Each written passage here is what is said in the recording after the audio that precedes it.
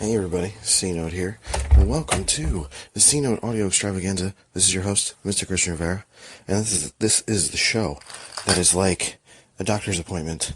You're going to pay for it either way, and you might end up with a finger in a weird place. But today, I wanted to talk about my cross-country trip and how that was, and a lot of things I learned from it.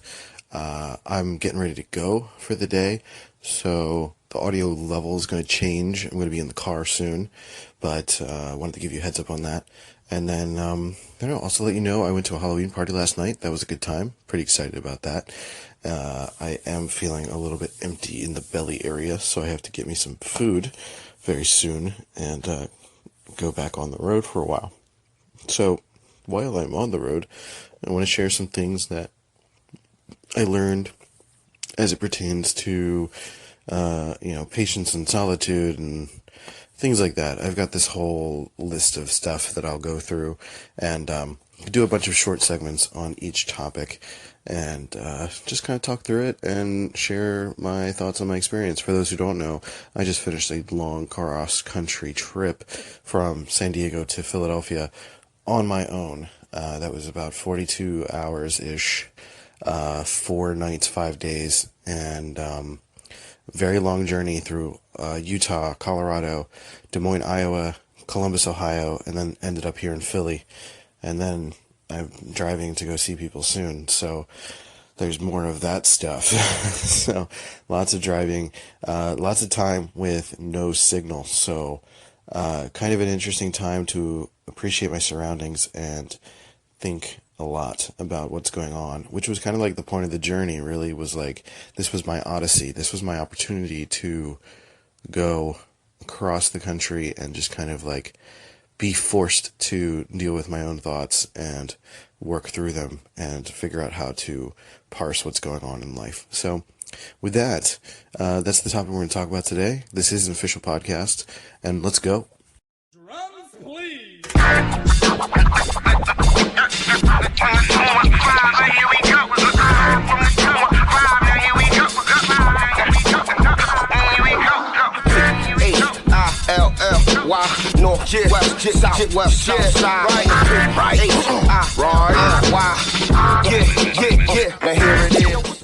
Okay, so thanks for joining me on this rainy Sunday.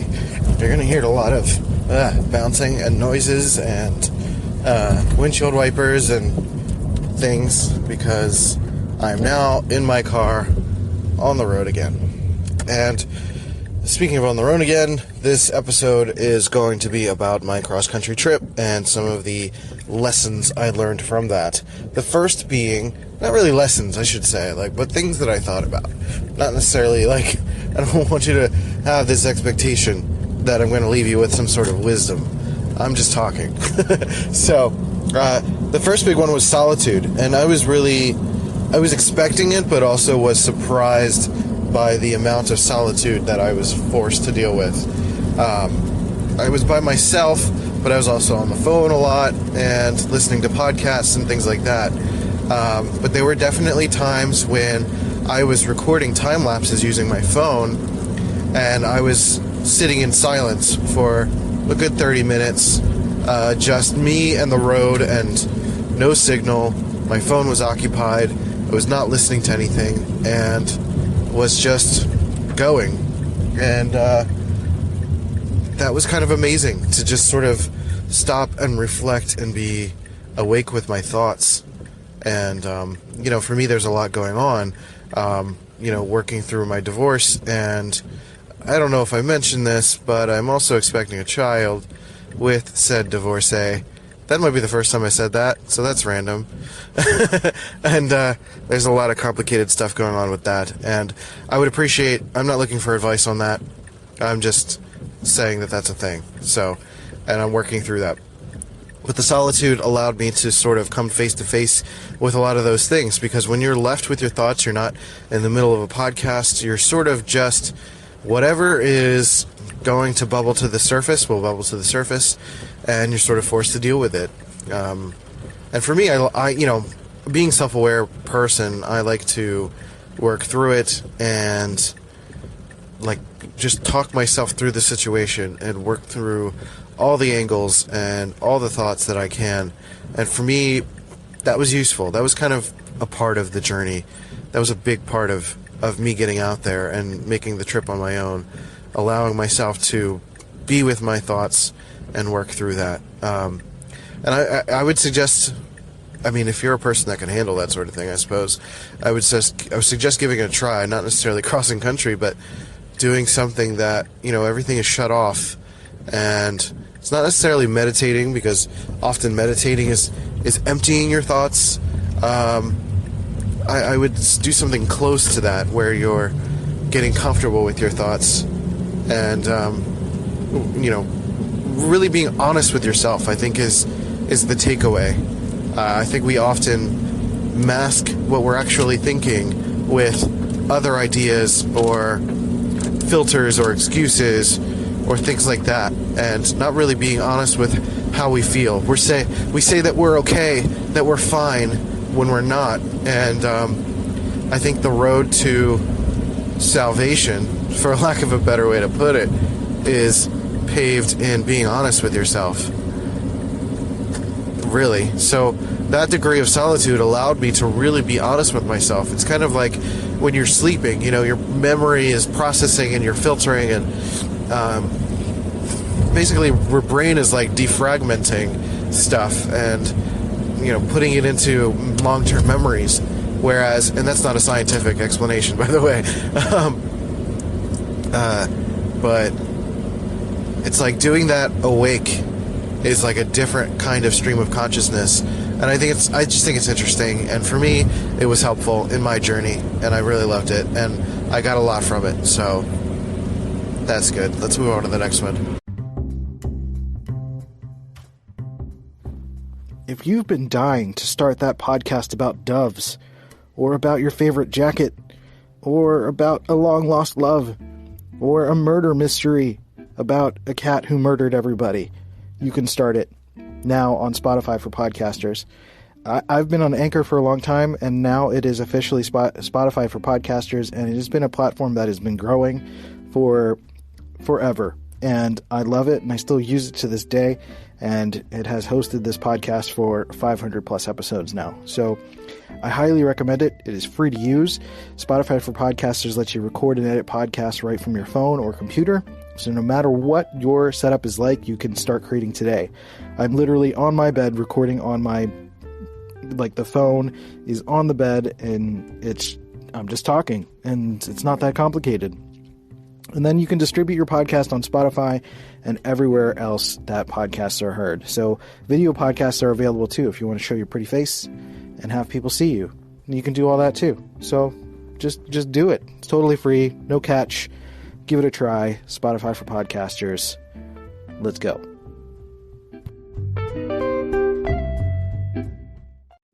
So I have this next one listed as success beyond location.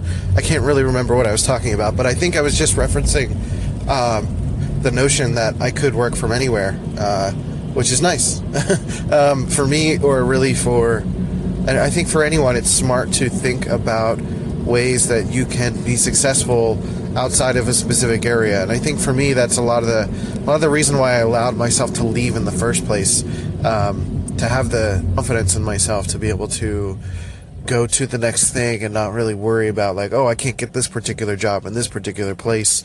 And I just wanted to allow myself the freedom to do that. And really, I've been cultivating that since I was a kid. And, you know, now I'm kind of reaping the rewards, not really reaping them, but, you know, I'm in the beginning phases of realizing that I can do anything, anywhere. And for that, when I choose to be somewhere, that it's for a reason, for a good reason, because it's where I want to be. So, I don't know. That's success beyond location. That's another thing. Another key component that I learned on my trip across the country is that momentum is better than speed. Momentum about being consistent and keeping the things moving. You know, I pretty much stayed the same speed throughout my journey. Didn't allow for any kind of stoppages. Didn't let myself get caught behind cars. A lot of the times, some of my friends who are a little bit more of the speedy type, they'll end up going so fast that they end up like slowing themselves down behind a car that's going too slow, and they're accelerating, decelerating, and they're kind of all over the place. That takes too much brain power on a long trip like this. You need things to be kind of like at an even keel. And B, you want to be able to just kind of like stay on schedule, because that's going to mess up your flow. If you're having to pull up behind a car and slow down, and you're not properly waiting for the right opportunities to weave in and out of cars or do whatever you need. And also there's the risk of getting pulled over and getting tickets or losing your car for whatever reason. And that would not be good either. You need to protect, that would also be a time thing. Getting pulled over takes time. And if you're going on a long trip like this, you need to mitigate any sense of long usage of time that you can, so you can keep things moving. So for me, that was a big one, because I stayed about 80 miles per hour throughout the whole trip. Maybe a little bit more, maybe a little bit less here and there. But for the most part, like, my car was moving the entire time I was driving, and that's important. So I didn't want to mess up the momentum. Same thing for, the amount of days that I chose. I kind of moved things quickly because I wanted to keep my energy level moving. If I stayed in one place for too long, that could have kind of messed up my flow state, and I may not have wanted to keep moving. So sometimes getting in that flow state's really good, or just keeping momentum. But a lot of people want to rush, get things done fast, and think that if you drive faster or move faster or get something done faster, that it's going to be better. And that's not necessarily the case, especially when you're doing a longer, more endurance type task.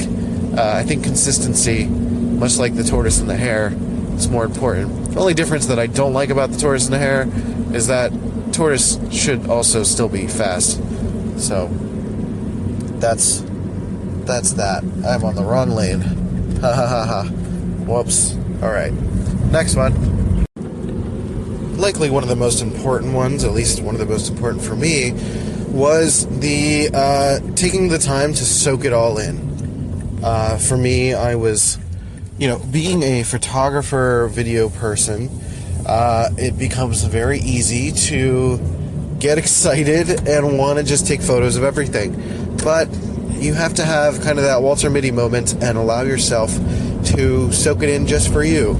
There are plenty of moments in life, but plenty of moments during this trip where I saw a scene that was gorgeous. There were some rocks in front of other rocks, and then there was a nice landscape in the background that I got to experience and appreciate just for me.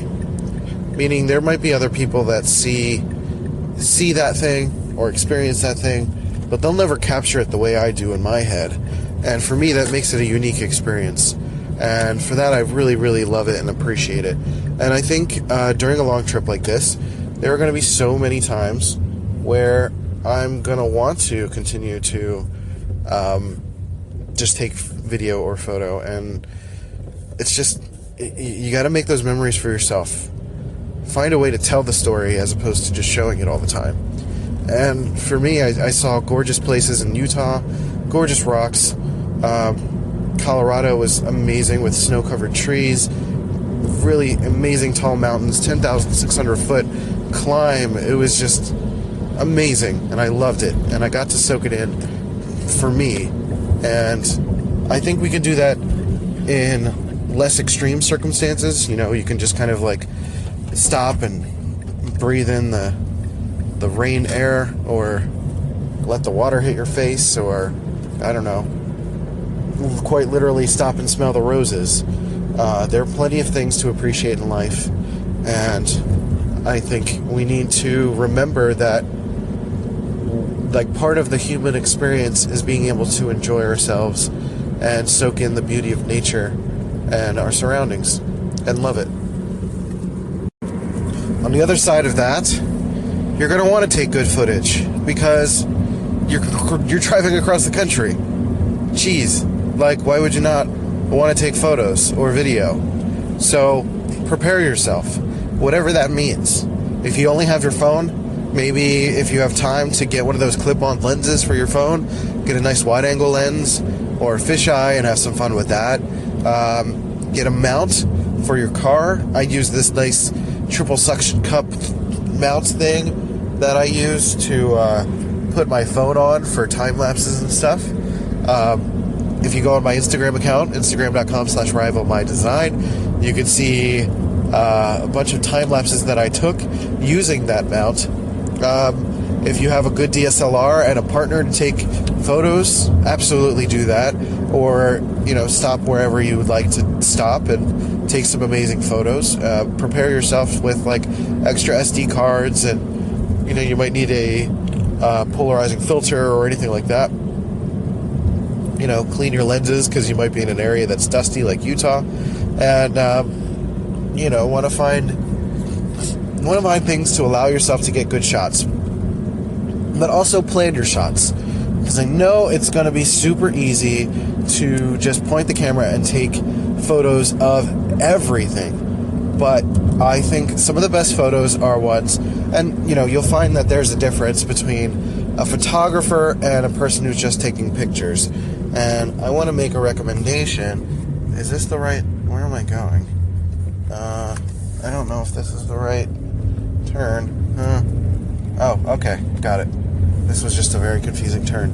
Anyway, so some things that you could do as an amateur photographer is make sure you have good light. I know usually it's the sun, but sometimes if you're taking a selfie, for example, people kind of want the landscape in the background, and you might not have good lighting on your face.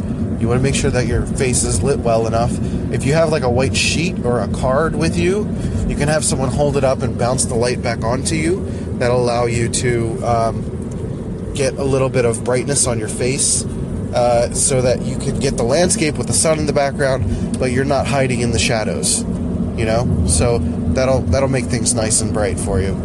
Another one is, if you're taking a landscape photo, to add something in the foreground, whether it's like a rock or a tree or another person or something, to create a sense of depth. Because a lot of the time you get a really gorgeous landscape like Utah or like a gorge or something, and while it's immense and amazing, when you take a photo of it, it might appear flat because there's really no reference for depth of field or size reference. So you could put something that's much smaller than what it is you're dealing with. Maybe play with something that's out of focus or in focus, and play with just some different ideas for that. I like multiple layers of depth if it's possible. That really creates some dynamism in your shot.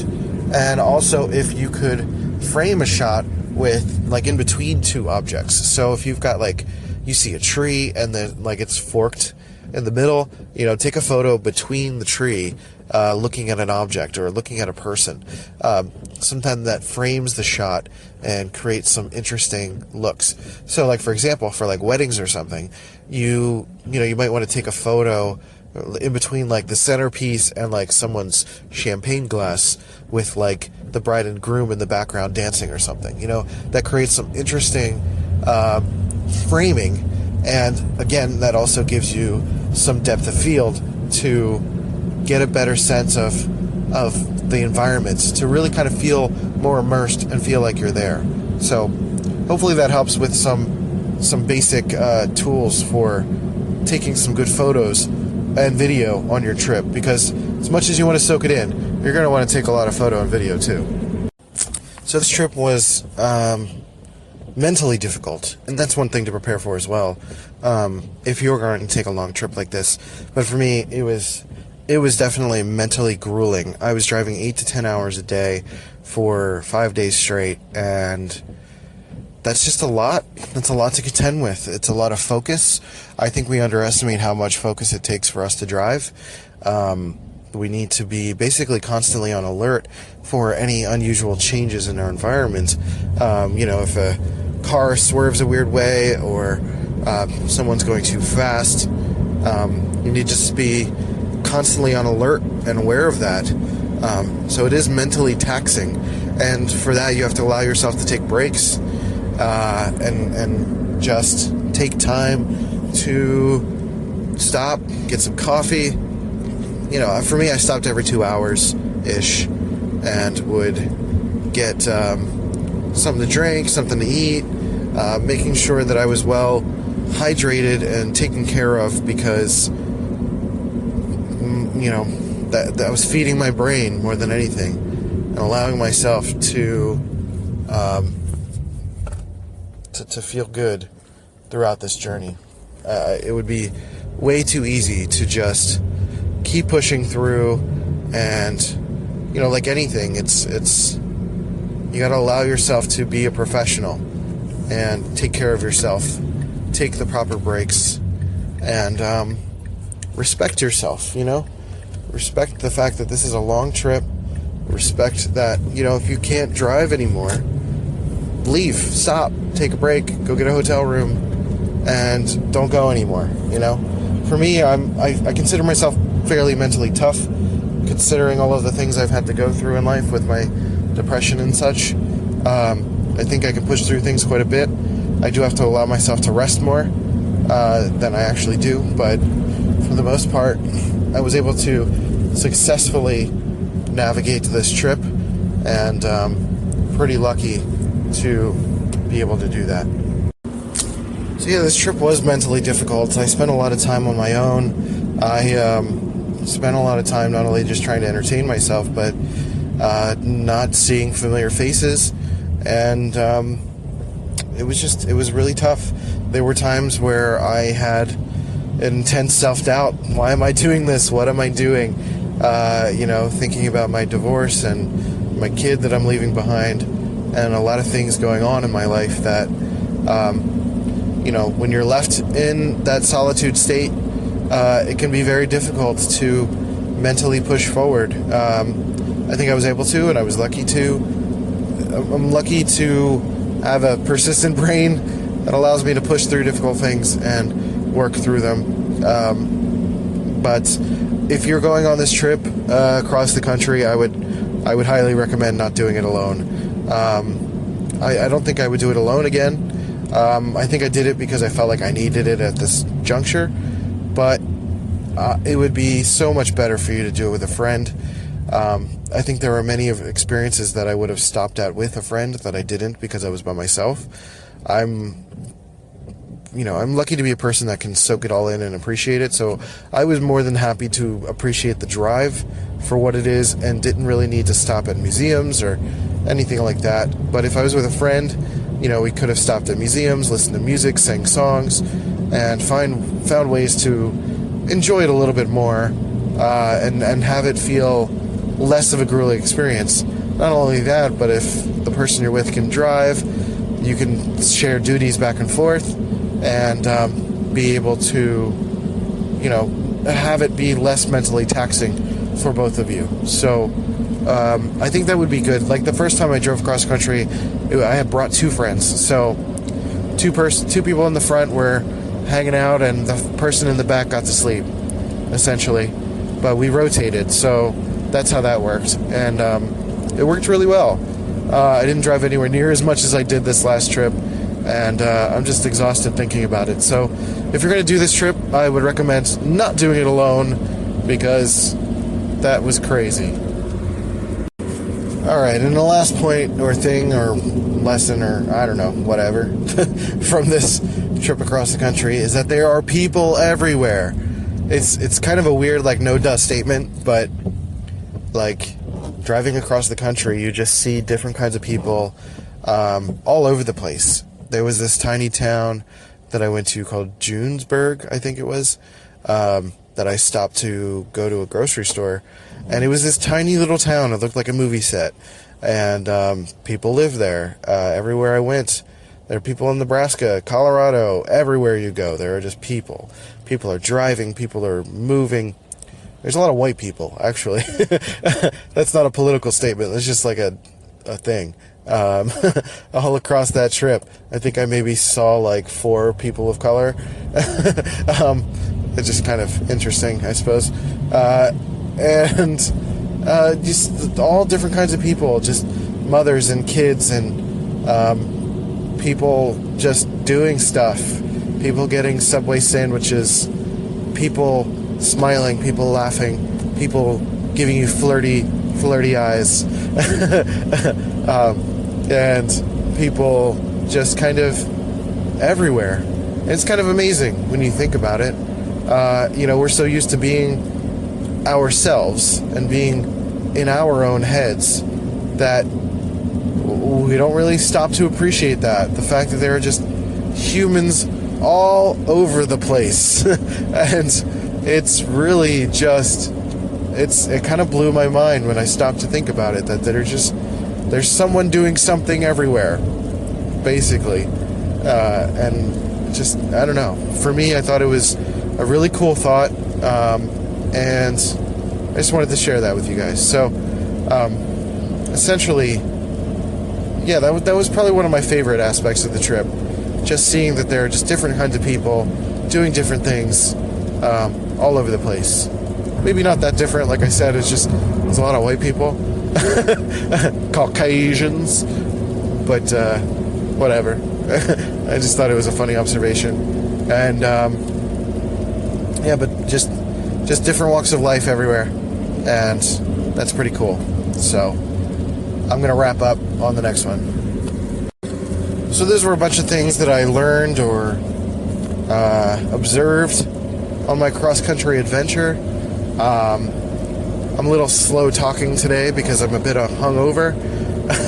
I drank a little too much last night, and I need to get me some coffee and some water and something in my belly. So I'm going to go do that. And the reason I did this podcast today is because I thought it was Monday, but it's not. But that's okay. You get a bonus podcast. And I wanted to do this relatively soon anyway because, I'm moving on with my life. The trip is over. That journey was fun, but now it's time to keep moving forward and figure out what's next. And right now I'm on my way to figure out what's next. So I will, with that, I'll check in with you guys tomorrow. I'll probably post some more random segments throughout the day. But for the most part, if you want to follow me on social media at Rival My Design, that would be rad. I'd love to talk to you and see what you're up to. Follow you on Instagrams and things like that. Instagram is where I'm most active, I believe. Facebook is another one. And Twitter. That'd be cool. And all that good stuff. So with that, I bid you all adieu. And I hope you have a lovely Sunday. Enjoy yourselves. Be safe.